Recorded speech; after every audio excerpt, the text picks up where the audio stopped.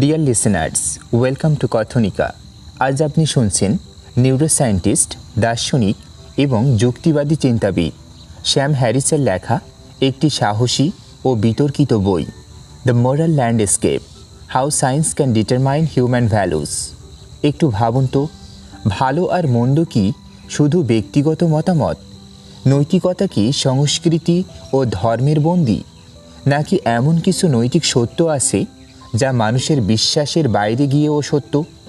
বিজ্ঞান কি সত্যি নৈতিকতা নিয়ে কিছু বলতেই পারে না?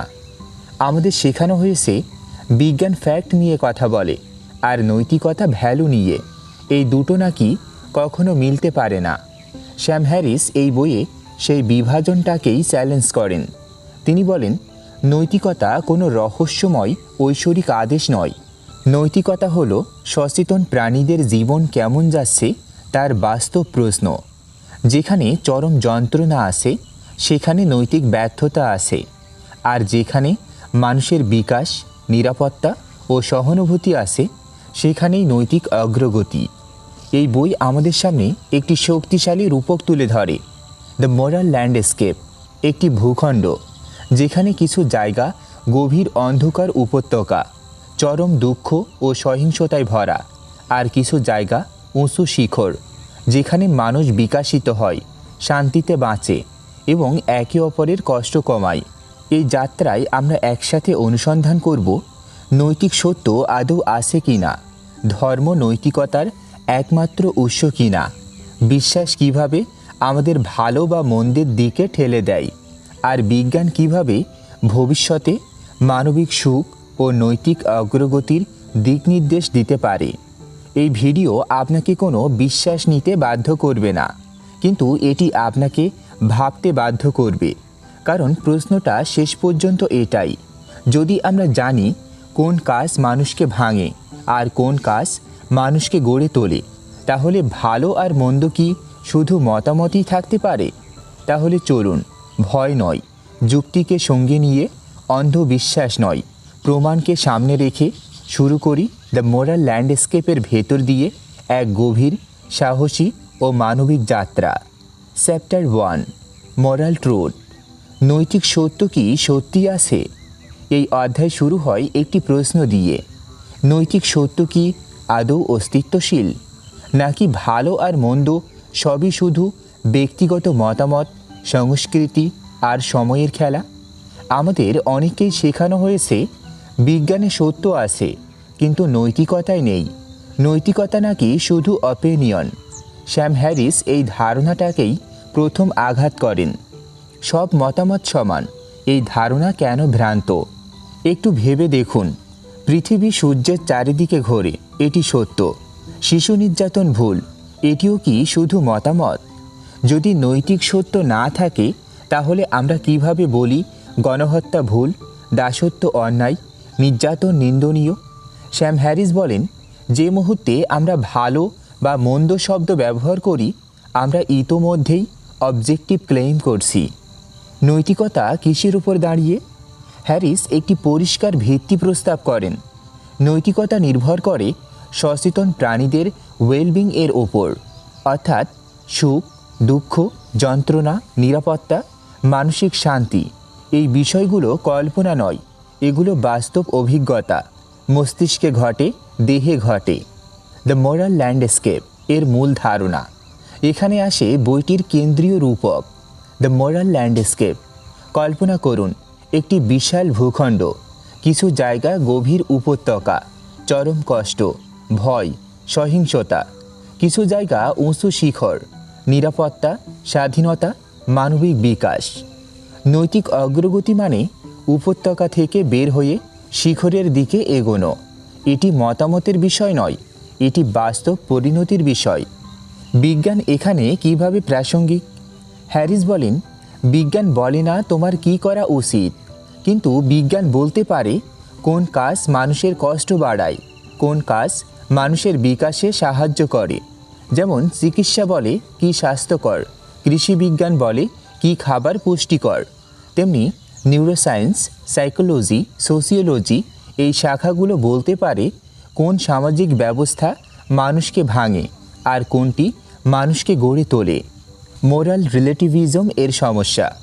যদি সব নৈতিকতা আপেক্ষিক হয় তাহলে কোনো সমাজকে সমালোচনা করা যাবে না। নারী নির্যাতন সংস্কৃতি হয়ে যাবে, সহিংসতা ট্র্যাডিশন হয়ে যাবে। স্যাম হ্যারিস বলেন, এই অবস্থান নিজেই নৈতিকভাবে দেউলিয়া, কারণ এটি কষ্টকে গুরুত্ব দেয় না। এই অধ্যায় আমাদের শেখায় নৈতিক সত্য আছে, কারণ কষ্ট ও সুখ বাস্তব, আর মানুষের ওয়েলবিং কোনো কল্পনা নয়। নৈতিকতা কোনো আকাশ থেকে নামা আদেশ নয়, এটি মানুষের জীবনের বাস্তব অবস্থার সঙ্গে জড়িত। এই অধ্যায় শেষে আপনাকে একটি প্রশ্ন রেখে যাই। যদি আমরা জানি কোন কাজ মানুষের জীবন ধ্বংস করে আর কোন কাজ মানুষের বিকাশ ঘটায়, তাহলে ভালো আর মন্দ কি সত্যিই শুধু মতামত হতে পারে? এই প্রশ্ন নিয়েই আমরা এগোবো চ্যাপ্টার 2-এ, যেখানে আমরা আরও গভীরভাবে বুঝব ভালো আর মন্দ আসলে কী দিয়ে গঠিত। Chapter 2, good and evil. ভালো আর মন্দ কি শুধু শব্দ নাকি বাস্তবতা? এই অধ্যায়ে স্যাম হ্যারিস আমাদের এক মৌলিক প্রশ্নের মুখোমুখি দাঁড় করান। ভালো আর মন্দ কি কেবল ভাষার খেলা, নাকি এগুলো মানুষের জীবনে বাস্তব প্রভাব ফেলে এমন সত্য? আমরা প্রায় শুনি, এটা আমার কাছে ভুল, ওদের সংস্কৃতিতে ঠিক। কিন্তু হ্যারিস প্রশ্ন করেন, যন্ত্রণা কি সংস্কৃতি মানে? কষ্ট কি মতামতের উপর নির্ভর করে? গুড লাইফ বনাম ব্যাড লাইফ। হ্যারিস খুব সহজভাবে একটি পার্থক্য টানেন। ব্যাড লাইফ, চরম ভয়, নির্যাতন, নিরাপত্তাহীনতা, মানসিক ও শারীরিক যন্ত্রণা। অন্যদিকে গুড লাইফ মানে হলো নিরাপত্তা, স্বাধীনতা, সহানুভূতি, শেখার সুযোগ, মানসিক স্থিতি। এই দুই জীবনের পার্থক্য কোনো মতামত নয়, এগুলো বাস্তব অভিজ্ঞতা। এখন আসি ইভিল মানে কি। এই অধ্যায়ে হ্যারিস স্পষ্টভাবে বলেন, ইভিল মানে নৈতিক কোনো শক্তি নয়, ইভিল মানে অপ্রয়োজনীয় ও চরম যন্ত্রণা, যেখানে মানুষের কষ্ট বাড়ানো হয়, বিকল্প থাকা সত্ত্বেও সহিংসতা বেছে নেওয়া হয়, ভয় দিয়ে নিয়ন্ত্রণ করা হয়, সেখানে নৈতিক ব্যর্থতা ঘটে। এবার আসি গুড মানে কি। গুড মানে নিখুঁত সুখ নয়, গুড মানে কষ্ট কমানো এবং বিকাশের সুযোগ বাড়ানো। একটি সমাজ ভালো যখন মানুষ নিরাপদ, যখন প্রশ্ন করা যায়, যখন শিশুদের ভয় নয় সম্ভাবনা শেখানো হয়। মস্তিষ্ক ও অভিজ্ঞতার ভূমিকা। হ্যারিস এখানে বিজ্ঞানের কথা টানেন। কষ্ট ও সুখ মস্তিষ্কে ঘটে। ট্রমা, ফিয়ার, জয় সবই মেজারেবল ব্রেইন স্টেট। অর্থাৎ নৈতিকতার ভিত্তি কোনো বিমূর্ত ধারণা নয়, বরং মানব অভিজ্ঞতার বাস্তবতা। সব মত সমান, কেন বিপজ্জনক? যদি আমরা বলি সব মোরাল ভিউ সমান, কেউ ভুল হতে পারে না, তাহলে নির্যাতনের সমালোচনা করা যাবে না, উন্নতি অর্থহীন হয়ে যাবে, ন্যায় বিচার কেবল মতামত হবে। হ্যারিস বলেন, এই অবস্থান মানুষের কষ্টের প্রতি উদাসীন। মোরাল ল্যান্ডস্কেপ আবার ফিরে আসে। এই অধ্যায়ে মোরাল ল্যান্ডস্কেপ শব্দটি আরও পরিষ্কার হয়। এভিল সমান গভীর উপত্যকা, গুড সমান উঁচু শিখরের দিকে যাত্রা। একাধিক শিখর থাকতে পারে, কিন্তু উপত্যকায় আটকে থাকা কখনোই নৈতিকভাবে গ্রহণযোগ্য নয়। এই অধ্যায় আমাদের শেখায় ভালো আর মন্দ বাস্তব, কারণ মানুষের কষ্ট ও বিকাশ বাস্তব, আর নৈতিক অগ্রগতি মানে কষ্ট কমানো। ভালো মন্দ কোনো ধর্মীয় ট্যাগ নয়, এগুলো মানুষের জীবনের পরিণতির নাম। এই অধ্যায় শেষে আপনাকে একটি প্রশ্ন রেখে যাই। যদি আমরা জানি কোন কাজ মানুষের জীবনকে ভেঙে দেয় আর কোন কাজ মানুষকে গড়ে তোলে, তাহলে সেই দুইয়ের মধ্যে পার্থক্য করাটা কি শুধু মতামত? এই প্রশ্ন নিয়েই আমরা এগোবো চ্যাপ্টার 3-তে, যেখানে আমরা বুঝব বিশ্বাস কিভাবে আমাদের ভালো বা মন্দের দিকে ঠেলে দেয়। Chapter 3, believe. বিশ্বাস কি ব্যক্তিগত বিষয় নাকি নৈতিক দায়? এই অধ্যায়ে স্যাম হ্যারিস আমাদের খুব পরিচিত একটি ধারণাকে প্রশ্ন করেন, বিশ্বাস তো ব্যক্তিগত, এতে ক্ষতি কী? হ্যারিস বলেন, এই বাক্যটাই সবচেয়ে বিপজ্জনক ভুল। মানুষ একটি বিলিভ মেকিং মেশিন। মানুষ কেবল চিন্তা করে না, মানুষ বিশ্বাস তৈরি করে। আমরা কি সত্য মনে করি, কি ভয়ের, কি আশার, কি নৈতিক, এই বিশ্বাসগুলোই আমাদের সিদ্ধান্ত, আচরণ ও সমাজ গড়ে তোলে। বিশ্বাস কোনো আলাদা নিরীহ জিনিস নয়, এটি বাস্তব কাজের জন্ম দেয়। বিশ্বাস ও বাস্তবতার সংযোগ। একটু ভেবে দেখুন, যদি আপনি বিশ্বাস করেন রোগ ঈশ্বরের পরীক্ষা, তাহলে আপনি চিকিৎসা এড়িয়ে যেতে পারেন। যদি আপনি বিশ্বাস করেন একটি গোষ্ঠী কম মানবিক, তাহলে আপনি সহিংসতাকে ন্যায্য ভাবতে পারেন। হ্যারিস বলেন, ভুল বিশ্বাস মানে ভুল সিদ্ধান্ত, আর ভুল সিদ্ধান্তের মূল্য দেয় মানুষ। Belief equal to truth claim এই অধ্যায়ের একটি গুরুত্বপূর্ণ যুক্তি। প্রতিটি বিশ্বাস একটি ট্রুথ ক্লেইম, এটি সত্য বা মিথ্যা দুটোর একটি। আমি শুধু বিশ্বাস করি, এই কথাটি বিশ্বাসকে নিরাপদ করে না। যদি কোনো বিশ্বাস বাস্তব জগৎ সম্পর্কে দাবি করে, তাহলে সেটি প্রমাণের আওতায় পড়ে। ধর্মীয় বিশ্বাসের বিশেষ সমস্যা। হ্যারিস এখানে ধর্মীয় বিশ্বাসকে আলাদা করে দেখান। ধর্মীয় বিশ্বাসকে প্রশ্নের ঊর্ধ্বে রাখা হয়, সন্দেহকে পাপ বলা হয়, প্রমাণকে অবহেলা করা হয়। এর ফল ভুল বিশ্বাস টিকে থাকে, কষ্ট চলতেই থাকে। বিশ্বাস যদি আপডেট হতে না পারে, তাহলে সেটি বিপজ্জনক হয়ে ওঠে। আমি কাউকে ক্ষতি করছি না এই দাবি। অনেকেই বলেন, আমার বিশ্বাসে আমি সুখী, আমি কাউকে আঘাত করছি না। হ্যারিস বলেন, এই যুক্তি অসম্পূর্ণ, কারণ বিশ্বাস সমাজে ছড়ায়, সিদ্ধান্তে প্রভাব ফেলে, নীতিতে ঢুকে পড়ে। বিশ্বাস কখনোই পুরোপুরি ব্যক্তিগত থাকে না। বিশ্বাস ও মস্তিষ্ক। নিউরোসায়েন্স দেখায় বিশ্বাস ইমোশন ড্রাইভেন, কনফার্মেশন বায়াস শক্তিশালী। মানুষ ভুল বিশ্বাস আঁকড়ে ধরে, তাই নৈতিকতার জন্য বিলিফ হাইজিন জরুরি। এই অধ্যায় আমাদের শেখায় বিশ্বাস নিরীহ নয়, বিশ্বাস দায়বদ্ধ, এবং বিশ্বাস সত্যের সাথে সামঞ্জস্য হওয়া উচিত। নৈতিকতা কেবল ভালো উদ্দেশ্য নয়, এটি ভালোভাবে চিন্তা করার দায়িত্ব। এই অধ্যায় শেষে আপনাকে একটি প্রশ্ন রেখে যাই, আপনার বিশ্বাসগুলো কি সত্যের সাথে আপডেট হয়, নাকি সেগুলো প্রশ্নের বাইরে রাখা?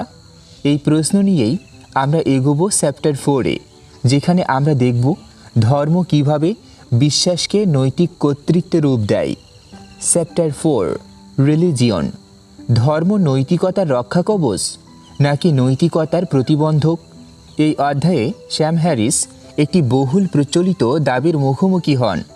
ধর্ম ছাড়া নৈতিকতা ভেঙে পড়ে, ঈশ্বর না থাকলে ভালো মন্দের মানদণ্ড থাকে না। এই দাবিটি স্যাম হ্যারিস ধীরে ধীরে যুক্তি দিয়ে পরীক্ষা করেন। ধর্মীয় নৈতিকতার মূল সমস্যা। ধর্ম সাধারণত নৈতিকতা বোঝায় এভাবে: ভালো সমান ঈশ্বর যা বলেন, মন্দ সমান ঈশ্বর যা নিষেধ করেন। হ্যারিস প্রশ্ন করেন, কিন্তু ঈশ্বর যা বলেন সেটাই কি ভালো, নাকি ভালো বলেই ঈশ্বর তা বলেন? যদি প্রথমটা সত্য হয়, নৈতিকতা হয়ে যায় খামখেয়ালি, আজ যা ভালো কাল তা মন্দ হতে পারে। যদি দ্বিতীয়টা সত্য হয়, তাহলে ভালো মন্দ ঈশ্বরের বাইরেই অস্তিত্বশীল। ধর্ম নৈতিকতার উৎস নয়। ফেইথ বেসড মরালিটি কেন ঝুঁকিপূর্ণ? ধর্মীয় নৈতিকতা সাধারণত অথরিটি বেসড, প্রশ্নহীন, পরিবর্তন অযোগ্য। এর ফল প্রমাণ অপ্রয়োজনীয় হয়ে যায়, সহানুভূতির জায়গায় আনুগত্য বসে, ক্ষতিকর নিয়মও পবিত্র হয়ে ওঠে। নৈতিকতা যখন প্রশ্নহীন হয়, তখন সেটি বিপজ্জনক হয়ে ওঠে। Science can talk about values এই দাবি ধর্মের একটি বড় যুক্তি। বিজ্ঞান ফ্যাক্ট বলে, ভ্যালু নয়। হ্যারিস বলেন, এটি ভুল বিভাজন, কারণ ভ্যালু মানে মানুষের কেমন লাগছে, কষ্ট, ভয়, সুখ সবই বাস্তব অভিজ্ঞতা, আর এগুলো ঘটে মস্তিষ্কে। যেখানে অভিজ্ঞতা আছে সেখানে বিজ্ঞান প্রাসঙ্গিক। ধর্ম ও নৈতিক অগ্রগতি। একটু ইতিহাস দেখুন। দাসত্বের অবসান, নারীর অধিকার, শিশু শ্রমের বিরুদ্ধে আইন, এগুলো এসেছে ধর্মীয় নির্দেশ থেকে নয়, বরং মানবিক কষ্ট বোঝার মধ্য দিয়ে। ধর্ম প্রায়ই পরিবর্তনের পেছনে টেনেছে, অগ্রগতির চালক হয়নি। ধর্মীয় সহিংসতায় বাস্তবতা। হ্যারিস এখানে কঠোর হন। সহিংসতা সবসময় ধর্ম থেকে আসে না, কিন্তু ধর্ম প্রায়ই সহিংসতাকে ন্যায্যতা দেয়। যখন মানুষ বিশ্বাস করে ঈশ্বর তার পক্ষে, তার কাজ পবিত্র, তখন সহানুভূতির জায়গা কমে যায়। নৈতিকতার বিকল্প ভিত্তি। হ্যারিস বলেন, নৈতিকতার জন্য ধর্ম ছাড়াও শক্ত ভিত্তি আছে। মানবিক কষ্ট কমানো, মানবিক বিকাশ বাড়ানো, প্রমাণ ও যুক্তি দিয়ে সিদ্ধান্ত নেওয়া, এগুলো ধর্মহীন হলেও নৈতিক। এই অধ্যায় আমাদের শেখায় ধর্ম নৈতিকতার একমাত্র উৎস নয়, ফেইথ নৈতিকতার নির্ভরযোগ্য গাইড নয়। নৈতিকতা মানুষের ওয়েলবিং এর সাথে যুক্ত। ভালো মানুষ হতে ঈশ্বর প্রয়োজন, এই ধারণাটি প্রমাণহীন। এই অধ্যায় শেষে আপনাকে একটি প্রশ্ন রেখে যাই, যদি কোনো বিশ্বাস মানুষের কষ্ট বাড়ায়, তাহলে সেটি পবিত্র হলেও কি নৈতিক হতে পারে? এই প্রশ্ন নিয়েই আমরা এগোবো চ্যাপ্টার 5-এ, যেখানে আমরা দেখব বিজ্ঞান কিভাবে ভবিষ্যতের নৈতিক দিক নির্দেশ দিতে পারে। Chapter 5, the future of happiness. ভবিষ্যতের নৈতিক দিক নির্দেশ কোথা থেকে আসবে? এই অধ্যায়ে স্যাম হ্যারিস আমাদের সামনে একটি সাহসী প্রশ্ন রাখেন। ভবিষ্যতে আমরা ভালো জীবন কাকে বলবো, আর সেই সিদ্ধান্ত নেবে কে? ধর্ম, সংস্কৃতি নাকি প্রমাণ? সুখ কি কেবল অনুভূতি? অনেকেই ভাবেন সুখ মানে সাময়িক আনন্দ, ব্যথাহীনতা। হ্যারিস বলেন, সুখ এর চেয়েও গভীর। মানসিক স্থিতি, নিরাপত্তা, অর্থপূর্ণ সম্পর্ক, শেখা ও বিকাশের সুযোগ, এসবই ওয়েলবিং এর অংশ। Neuroscience of happiness. বিজ্ঞান আজ দেখাতে পারে কোন ব্রেইন স্টেট দীর্ঘমেয়াদী সুখের সাথে যুক্ত, কোন অভ্যাস মানসিক ক্ষতি বাড়ায়, ট্রমা ও ফেয়ার কিভাবে ভবিষ্যৎ ধ্বংস করে। অর্থাৎ সুখ আর দুঃখ কল্পনা নয়, এগুলো বায়োলজিক্যাল ও সাইকোলজিক্যাল বাস্তবতা। মোরাল ল্যান্ডস্কেপ আবার ফিরে আসে। এই অধ্যায়ে মোরাল ল্যান্ডস্কেপ ধারণাটি পূর্ণতা পায়। একাধিক শিখর থাকতে পারে, ভিন্ন সমাজে ভিন্ন পথ, কিন্তু গভীর উপত্যকা থেকে বের হওয়া, চরম কষ্ট কমানো, এটাই সার্বজনীন নৈতিক লক্ষ্য। নীতি নির্ধারণে বিজ্ঞানের ভূমিকা। হ্যারিস একটি স্পষ্ট প্রস্তাব দেন, শিক্ষা, স্বাস্থ্য, মানবিক চিকিৎসা, সামাজিক নীতি, এসব ক্ষেত্রে নৈতিক সিদ্ধান্ত নেওয়া উচিত এভিডেন্সের ভিত্তিতে, বিশ্বাস বা ট্র্যাডিশন এর ভিত্তিতে নয়। Science will control morality. এই ভয়, অনেকে আশঙ্কা করেন বিজ্ঞান নৈতিকতা নিয়ন্ত্রণ করবে। হ্যারিস বলেন, এটি ভুল ভয়, কারণ বিজ্ঞান নির্দেশ দেয় না, বিজ্ঞান তথ্য দেয়। সিদ্ধান্ত মানুষের হাতেই থাকে, কিন্তু সিদ্ধান্ত যেন অজ্ঞতার উপর না দাঁড়ায়।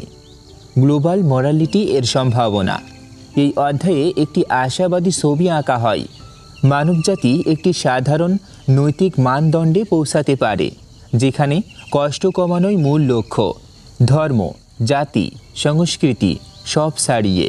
এটি ইউটোপিয়া নয়, এটি দিক নির্দেশ। এই অধ্যায় আমাদের শেখায় সুখ ব্যক্তিগত অনুভূতি হলেও তার সত্যগুলো অনেকটাই সার্বজনীন। আর নৈতিক অগ্রগতি মানে আরও বেশি মানুষকে শিখরের দিকে নিয়ে যাওয়া। ভবিষ্যতের নৈতিকতা অন্ধবিশ্বাসে নয়, জ্ঞান ও সহানুভূতিতে দাঁড়াবে। এখন আপনার জন্য একটি শেষ প্রশ্ন, যদি আমরা জানি কোন সিদ্ধান্ত মানুষের দীর্ঘমেয়াদী সুখ বাড়ায়, তাহলে সেই জ্ঞান উপেক্ষা করা কি নৈতিক হতে পারে? ডিয়ার লিসেনার্স, আপনি শুনছিলেন নিউরোসায়েন্টিস্ট ও দার্শনিক স্যাম হ্যারিসের লেখা the modern landscape, how science can determine human values. বইয়ের সম্পূর্ণ বাংলা অডিও এক্সপ্লেনেশন শুধুমাত্র কথনিকাতে। আজ আমরা শেষ করলাম নৈতিক সত্য আছে কি না এই প্রশ্ন থেকে ভালো আর মন্দের বাস্তব অর্থ পর্যন্ত, বিশ্বাস কিভাবে আমাদের সিদ্ধান্ত গড়ে তোলে, এবং ধর্ম নৈতিকতার একমাত্র পথ কি না এই চ্যালেঞ্জ পর্যন্ত। এই বই আমাদের একটি মৌলিক সত্যের মুখোমুখি দাঁড় করায়। নৈতিকতা কোনো অলৌকিক আদেশ নয়, এটি মানুষের জীবনের বাস্তব অবস্থার সাথে জড়িত। কষ্ট কমানো ও বিকাশ বাড়ানোই এর কেন্দ্র। স্যাম হ্যারিস আমাদের শেখান, সব মতামত সমান নয়, সব বিশ্বাস নিরাপদ নয়, এবং অজ্ঞতা কখনো নির্দোষ থাকে না। নৈতিক অগ্রগতি মানে নিখুঁত সমাজ নয়। নৈতিক অগ্রগতি মানে কম ভয়, কম সহিংসতা, বেশি সহানুভূতি এবং বেশি বোঝাপড়া। আমরা সবাই এই মরাল ল্যান্ডস্কেপের কোথাও না কোথাও দাঁড়িয়ে আছি। প্রশ্নটা শুধু একটাই, আপনি কি উপত্যকায় থেমে থাকবেন নাকি শিখরের দিকে এগোবেন? প্রিয় শ্রোতা, যদি এই ভিডিওটি ভালো লেগে থাকে লাইক দিন, বন্ধুদের সাথে শেয়ার করুন এবং কথনিকাতে সাবস্ক্রাইব করে আমাদের সাথে থাকুন। আপনার একটি মন্তব্য আমাদের জন্য অত্যন্ত মূল্যবান, তাই অবশ্যই লিখে জানাবেন বিজ্ঞান কি নৈতিকতার পথ দেখাতে পারে বলে আপনি মনে করেন এবং নৈতিকতা নিয়ে আপনার অবস্থান কি। মনে রাখবেন, অন্ধবিশ্বাস আমাদের থামিয়ে দেয়, কিন্তু যুক্তি, প্রমাণ ও মানবতা আমাদের এগিয়ে নিয়ে যায়। ধন্যবাদ।